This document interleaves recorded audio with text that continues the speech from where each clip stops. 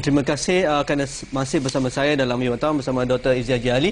Saya mendapat SMS daripada penonton mengatakan tidak salah nak jadi glamour, tapi biar glamour yang berbakat. Kalau setakat glamour sebab seksi dan peluang yang buruk, baik tak payah. Okey, Fax ini mengatakan glamour itu tidak jadi masalah, tetapi asalkan seorang itu betul-betul berbakat dan menjiwai dunia seni sepenuhnya. Apa yang dapat dilihat sekarang ini, kebanyakan remaja yang menceburi bidang glamour ini kurang berbakat. Kualiti mereka pun tak menonjol. Okey, contohnya Dr. Izzy, kalau kita lihat program-program reality di seberang laut misalnya, kita lihat kadang-kadang dia punya kualiti peserta-pesertanya, cara berkomunikasinya, cara pembawaan dirinya, dan kebanyakannya boleh membaca nota muzik kan, boleh memain alat muzik.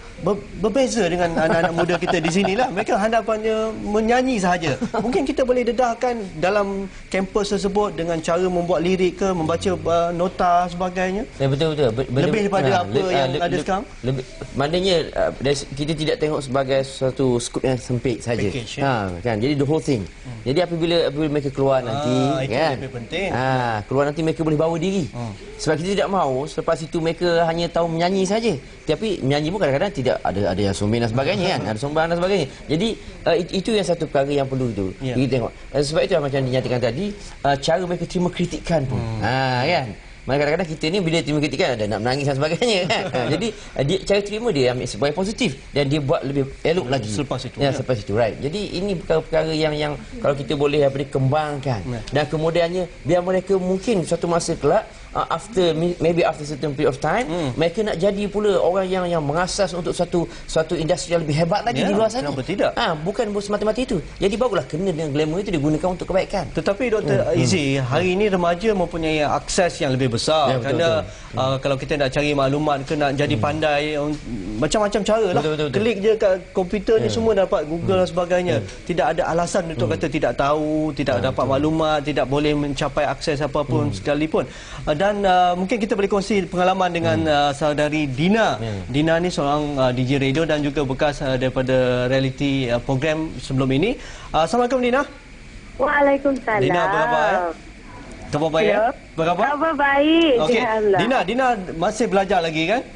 Dina habis dah, dia dah graduate. Okey, tahniah. Okey, nak jadi seorang penghibur yang bagus kan, dan mencapai tahap yang glamour, mencapai tahap populariti yang tinggi sebagainya. Hari ini bukan mudah kan?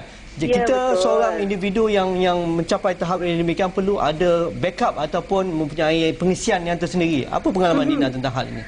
Pengalaman dan juga pengetahuan Dina macam Dina bukan setakat menyanyi. Orang pun dah ramai dah tahu Dina juga seorang pelakon, Dina juga seorang penyampai radio dan juga Dina ada bisnes sendiri.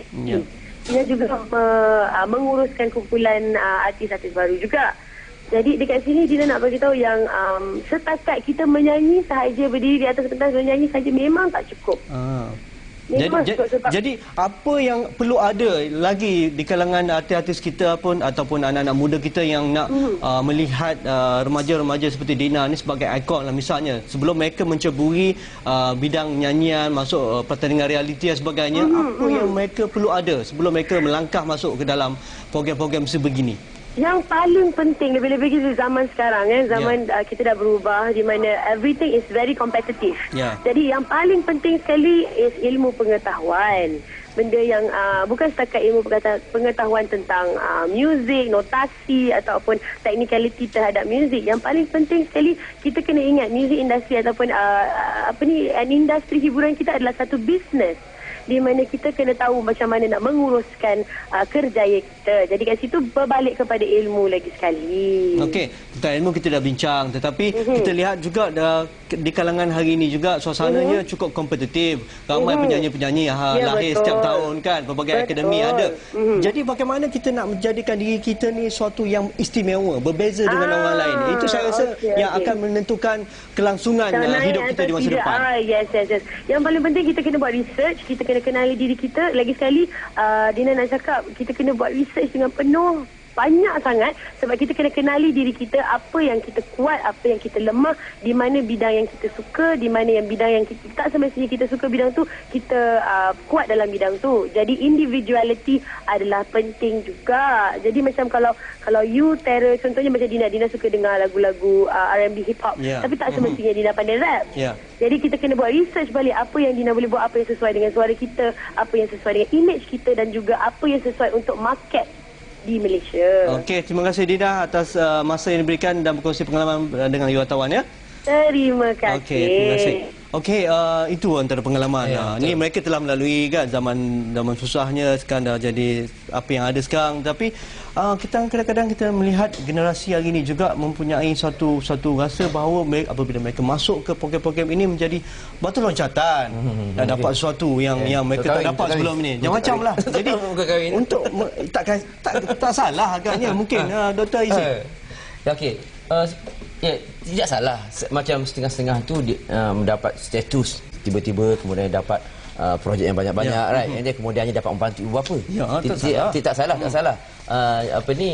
Cuma pada masa yang sama mereka perlu berhati-hati sebab walaupun di sana ada ruang dan peluang untuk batu loncatan, tetapi kalau misalnya tidak menjadi strategi itu, apakah persiapan diri, backupnya apa, kan? Kalau dengan dunia glamour rambut saja, tenang bola tak berapa curve, kan? Okey, akhirnya tianggu yang curve, kan? Jadi itu masalah juga. Jadi sebab itulah pada saya benda-benda yang sebegini perlu diambil kira jugalah. Okey, bila nak masuk dalam dunia hiburan, dunia glamour ataupun apa bidang sekalipun, ahli sukan misalnya, pastinya akhirnya dia akan menjadi ikon, menjadi orang macam kata model lah, idola di kalangan remaja-remaja yang lain. Bagaimana jadi ikon yang bagus, kan? Jadi kita perlu rehat sebentar, jumpa lagi selepas ini.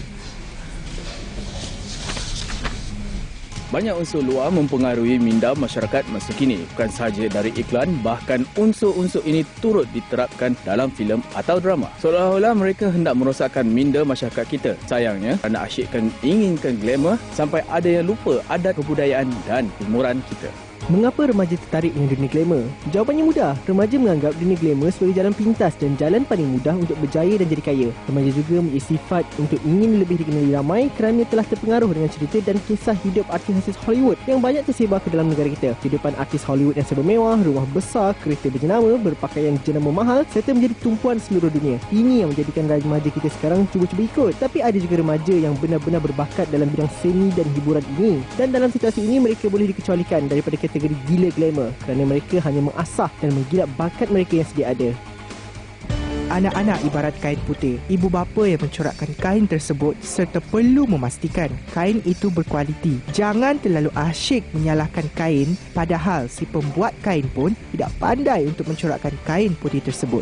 Cara hidup glamour ni bukannya hanya pada remaja je, orang dewasa pun ada juga. Tak boleh nak salahkan remaja je. Diorang ni dah didedahkan kepada cara hidup glamour dan sosial yang melampau. Sekarang ni ibu bapa sibuk mencari rezeki dan tiada masa dengan anak-anak. Didikan yang diberikan tak menyeluruh dan pemerhatian terhadap anak-anak tak cukup. Jadi mereka cepat terpengaruh dari unsur luar yang dipaparkan dalam kaca TV.